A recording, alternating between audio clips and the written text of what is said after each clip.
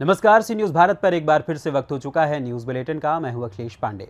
इस बुलेटिन में बात होगी रायबरेली की, जहां ऊंचाहार में महिला के शव को मायके वालों ने ससुराल पक्ष के घर के सामने दफनाया।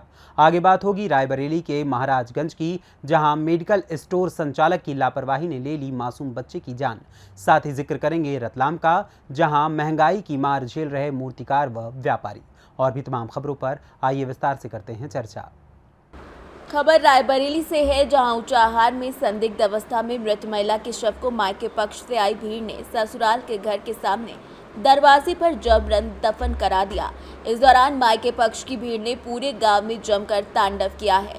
मौके पर पहुंची भीड़ भी आक्रोश के सामने असहाय बनी रही। पूरा मामला ऊंचाहार कोतवाली क्षेत्र के गांव निगोहा का है। प्रतापगढ़ जनपद के थाना संग्रामगढ़ के गांव दखनापुर निवासी चंद्रकेश का कहना है कि उसने अपनी बहन अंतिमा की शादी तकरीबन 18 माह पूर्व निगोहा गांव के संतोष कुमार के साथ की थी। शादी के बाद से ही उसकी बहन को 50,000 रुपए नगद और आभूषण के लिए ससुराल वालों द्वारा प्रताड़ित किया जाता रहा है, जिससे परेशान होकर बहन अपने मायके चली आई थी। 2 दिन पूर्व उसका पति संतोष पत्नी को मायके से लेकर गया था और अपनी गलती मानकर उसे पुनः लेकर गया था। रविवार को सुबह संतोष ने अपनी ससुराल फोन करके बताया कि अंतिमा की मौत हो गई। इस सूचना पर जब मायके पक्ष निगोहा गांव पहुंचा तो विवाहिता का शव उसके घर में चारपाई पर पड़ा था। उसके गले में चोट के निशान थे। ऐसी संभावना जताई जा रही है कि गला घोंटकर उसकी हत्या कर दी गई है। ग्रामीणों की सूचना पर पहुंची पुलिस ने शव को कब्जे में लेकर पोस्टमार्टम के लिए भेज दिया था। सोमवार को मृतका का शव पोस्टमार्टम के बाद उसके मायके पक्ष को सौंपा गया। मायके पक्ष से सैकड़ों की संख्या में महिला और पुरुष ग्रामीण शव लेकर मृतका के ससुराल निगोहा गांव पहुंचे। इसकी सूचना पुलिस को मिली तो ऊंचाहार कोतवाली आदर्श सिंह भी पुलिस बल के साथ मौके पर पहुंचे। भीड़ शव को मृतका के ससुराल के दरवाजे पर दफन करने की कोशिश कर रही थी। भीड़ को पुलिस ने समझाने की कोशिश की, लेकिन सैकड़ों की भीड़ के आक्रोश के सामने पुलिस लाचार हो गई। मायके से आए ग्रामीणों ने शव को दरवाजे के सामने जबरन दफन कर दिया। इस दौरान उसके ससुराल के घर में ताला बंद था और घर के लोग पुलिस के भय से भागे हुए थे। रायबरेली से सी न्यूज़ संवाददाता आशीष मौर्य की रिपोर्ट। खबर रायबरेली से, जहां रायबरेली में मेडिकल स्टोर संचालक के गलत इंजेक्शन लगाए जाने से मासूम बच्चे की मौत हो गई। परिजन मेडिकल स्टोर संचालक के खिलाफ कार्यवाही की मांग पर अड़े हैं। मामला महाराजगंज थाना इलाके के अजीतगंज गांव का है। यहां के रहने वाले राहुल के 7 वर्षीय बेटे आर्यन को बुखार आने पर वो तुलवासा में मेडिकल स्टोर चलाने वाले वीरेंद्र यादव से दवा लेने गए थे।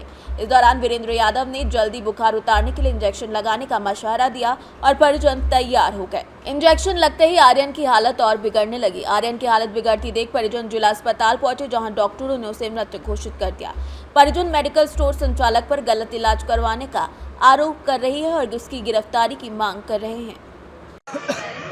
क्या नाम है आपका? राहुल। कहाँ रहते हैं? अजीतगंज में। थाना कौन सा है? महाराज। क्या हुआ है? डॉक्टर साहब के पास बच्चे को दिखाने लाए थे, कैसे इंजेक्शन लगाए, कैसे पता नहीं हिचकी ऐसा ही हो बस। किस साल का बच्चा था और क्या नाम था? 7 साल का आर्यन नाम। तो किस डॉक्टर के यहाँ गए थे? वीरेंद्र यादव। कहाँ पर है इनकी क्लिनिक? तुलवासा चौराहे पर। डॉक्टर साहब क्या परिचय है? Doctor Anurag Shukla, EMO district hospital Raebareli. Doctor साहब, एक बच्चा अभी आया है ब्रॉड डेड, क्या था मामला? ये हमारे पास आर्यन नाम का बच्चा जिसकी उम्र तकरीबन 7 वर्ष है, परिजनों द्वारा मृत अवस्था में लिया गया। परिजनों द्वारा बताया जा रहा है ये लोग कहीं पे उसका इलाज करा रहे थे और हालत गंभीर होने पर वो लोग यहाँ लेके आए, लेकिन हमारे पास जब तक आया। रायबरेली से सी न्यूज़ संवाददाता देवराज की रिपोर्ट। खबर एमपी से है, जहां रतलाम में एक तरफ आम आदमी से लेकर मध्यम वर्ग हर कोई महंगाई से परेशान है, वहीं दूसरी ओर मूर्तिकार भी महंगाई की मार से अछूते नहीं हैं।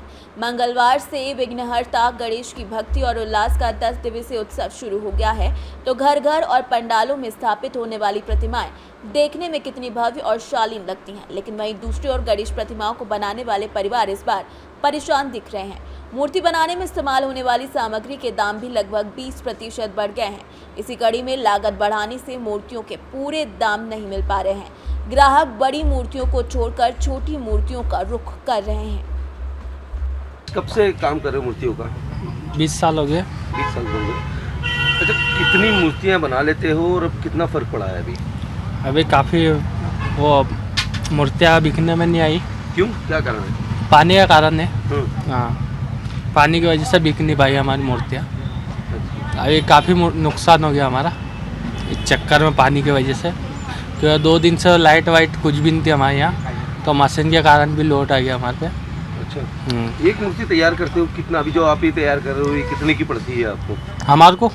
हमारे को पड़ती है 1200-1300 रुपये की, और बेचने का रेट है इसका 1500 रुपये, 300 रुपये मिलते हैं। तो लोग खरीद रहे हैं? लोग 1500 में नहीं खरीदते हैं, फिर वो जो रेट में निकल रही नहीं यहाँ मूर्तियाँ, उसी रेट में मांगते हैं। उस रेट में कैसे दे सकता कितना हूँ? नुकसान हो गया इस बार? नुकसान हो गया ज़्यादा हमारा, कुछ भी हो गया 1 लाख का ऊपर। हाँ। विजय जी कब से दुकान चला रहे हैं? ये मेरे को 10 एक वर्ष हो गए। इस बार कुछ माहौल थोड़ा ठंडा लग रहा है, क्या कारण है? बहुत ठंडा है, बरसात भी बहुत हो रही है, बरसात के कारण टाइम भी नहीं मिल पाया, पानी भी सलंग गिरा है, तो उस कारण थोड़ा मामला बहुत ठंडा है। लोग भी कुछ कम दिख रहे हैं, आपने कितना नुकसान हो रहा है इस चक्कर में? नुकसान तो बहुत हो रहा है, कोई महंगी मूर्ति इस बार भाव भी बहुत बढ़े हुए आगे से, और यहाँ ग्राहक सस्ती भी मांग रहे हैं। बरसात के कारण हो रहा है, जो भी हो रहा है सब कुछ। कारण क्या है? कारण आगे से बहुत महंगा मिला हुआ माल है, और यहाँ ग्राहक की मतलब डिमांड सस्ती है। महंगाई के चलते बहुत ज़्यादा परेशानी है, आगे बहुत ज़्यादा महंगाई बढ़ी है। रतलाम से सीनियर संवाददाता हुसैन खान की रिपोर्ट। खबर सीतापुर से है। सीतापुर जनपद के बिस्वा सामुदायिक स्वास्थ्य केंद्र के अंतर्गत कुदनी गांव के मचरेटा ब्लॉक के अंतर्गत कटिया गांव का मामला है, जहां एक तरफ केंद्र और राज्य सरकार स्वास्थ्य सेवाओं को लेकर सभी प्रकार की योजनाएं चलाकर सेवाएं प्रदान कर रही है, तो वहीं दूसरी ओर झोला छाप डॉक्टर सरकार की मंशा को झूठा साबित कर रहे हैं। पूरा मामला बिस्वा सामुदायिक स्वास्थ्य केंद्र के अंतर्गत कुदनी का है, जहां अंकित नाम का लड़का अवैध रूप से क्लिनिक को संचालित कर रहा है। वो अपने आप को MBBS बताता है, लेकिन ऐसा कुछ नहीं है। झोला छाप डॉक्टर मरीजों को ऐसे ही भर्ती करते हैं जैसे कि भेड़ बकरी। अगर इस व्यवस्था पर कोई उचित कार्यवाही नहीं की जाती है तो कोई बड़ा हादसा हो सकता है, जिसकी जानकारी स्वास्थ्य विभाग सीतापुर को दे दी गई है। अब देखना होगा कि स्वास्थ्य विभाग सीतापुर इस पर कब तक कार्यवाही करता है। सीतापुर से सी न्यूज़ संवाददाता अवनीश सिंह की रिपोर्ट।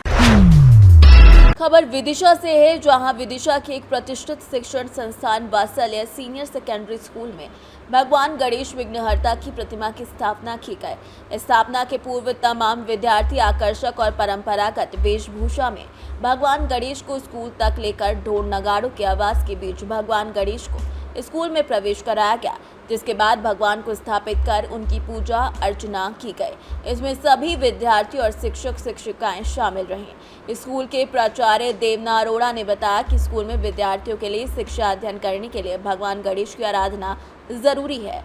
भगवान सिद्धि और बुद्धि के दाता हैं। उन्होंने बताया कि पिछले 15 सालों से लगातार स्कूल में भगवान गणेश की स्थापना कर विभिन्न आयोजन किए जाते हैं। जय श्री गणेश। श्री गणेश ही हमारे विघ्नहर्ता हैं, श्री गणेश ही हमारे बुद्धि के देव हैं। तो ये दोनों बातों का अद्भुत महत्व है, और स्पेशली विद्यार्थियों के जीवन के लिए बुद्धि का विकास ही उनकी नींव है। विघ्नहर्ता है, विघ्न भी हटाते हैं और बुद्धि से बच्चों को सद्बुद्धि भी देते हैं। वात्सल्य का स्टाफ और बच्चों का उत्साह आप सब देख रहे हैं, और बच्चों का और स्टाफ दोनों का डिसिप्लिन एंड इंटेलिजेंस का मुझे गर्व है कि वात्सल्य में इस तरह के बच्चे हैं, और जो सब गणपति का इतना स्वागत करते हैं। कल हमारे गुरु आए थे, उनका भी इसी तरह से स्वागत हुआ था। हमारी सांस्कृतिक परंपरा गणपति बैठाना ये चलती आ रही है 10 वर्षों से बड़े स्वरूप में, 15 वर्षों से हम लोग छोटे स्वरूप में बैठाते थे पहले, और ये हमारे गुरुदेव श्री माली जी की प्रेरणा से ही आज हम इस मंच पे पहुँचे हैं, इस स्टेज पे पहुँचे हैं कि हम पूरे शहर को एक मैसेज दे सकें कि गणपति ही हमारे विघ्नहर्ता हैं और गणपति ही हमारे बुद्धि के देव हैं, और हम बच्चों को देखें, सीखें। और बहुत सरल देवता हैं गणपति, क्योंकि गणपति इतने सरल हैं, बच्चे उनसे अपनी बात कह सकते हैं। और गणपति के लिए क्या बोला जाए, जो बोलो ऐसा लगता है बालक स्वरूप बैठे हैं। प्रेरणा हमारे गुरुदेव श्री नंद किशोर श्रीमाली जी जो जोधपुर के हैं, उनसे प्राप्त हुई थी, और उन्होंने कहा था किसी स्वरूप में भी बच्चों को देव से जोड़ना है। तो बच्चा जब स्कूल में आता है, कितना भी शैतान है, इनडिसिप्लिन्ड है, तो वो एक क्षण सोचता है कि एक फूल तो मैं लेके चलूँ। आज बच्चे कम से एक फूल लेके आते हैं स्कूल, वही उनका भाव है, और वही मेरी मेरी तरफ से जो मेरे को लगता है कि हमारी जीत है कि हम अपने बच्चों तक गणपति को पहुंचा सकें। और बच्चे वात्सल्य के गर्व है मुझे, बहुत डिसिप्लिन्ड है। वात्सल्य की संस्कृति और गणपति का आशीर्वाद और हमारे देवी देवताओं के आशीर्वाद से ही हम और साइंटिस्ट की मदद से ही चांद पे पहुँचे हैं। आज इतना पीछे था देश, आज विकसित देशों, आज प्रगतिशील देशों के आगे बढ़ के विकसित देश माना जा रहा है, जिसका 5वें नंबर पे स्थान है। तो आज ये सब शक्ति, एनर्जी और ये पॉजिटिव ऊर्जा जो हमारे हिंदुस्तानियों के हर कण कण में, रोम रोम में बसी है, चाहे वो हिंदू, मुस्लिम, सिख, ईसाई, जब बात देश की आती है सब इकट्ठे हो जाते हैं। जय श्री गणेश। मेरा नाम रिया रघुवंशी है। यहाँ पर बहुत अच्छी शिक्षाएं दी जाती हैं संस्कृति को लेकर। जैसा कि हम सभी जानते हैं, दिन ब दिन हमारी जो संस्कृति है कम होती जा रही है। बच्चे वेस्टर्न कल्चर की तरफ जाते जा रहे हैं। कैसे हम अपने सारी शिक्षाओं को साथ लेकर चलें, अपने धर्म को साथ लेकर चलें, और बस यही। धन्यवाद। ये मैं कहना चाहता हूँ कि यदि प्रगति हो तो संस्कृति के साथ होनी चाहिए। आजकल अधिकतर बच्चे सनातन संस्कृति को भूलते जा रहे हैं और वेस्टर्न कल्चर, पाश्चात्य संस्कृति की तरफ ज़्यादा अग्रसर होते जा रहे हैं। वहीं हम वात्सल्य परिवार बच्चों को सिखाना चाहता है कि हमारा भी कुछ है, हमारी भी संस्कृति है और हमें हमेशा अपनी संस्कृति को साथ लेकर चलते रहना चाहिए। विदिशा से सी न्यूज़ संवाददाता पार्थ कुमार की रिपोर्ट। फिलहाल के लिए इस न्यूज़ बुलेटिन में बस इतना ही। देश दुनिया की तमाम खबरों के लिए देखते रहें सी न्यूज़ भारत। हर खबर आपके साथ, आपके हाथ।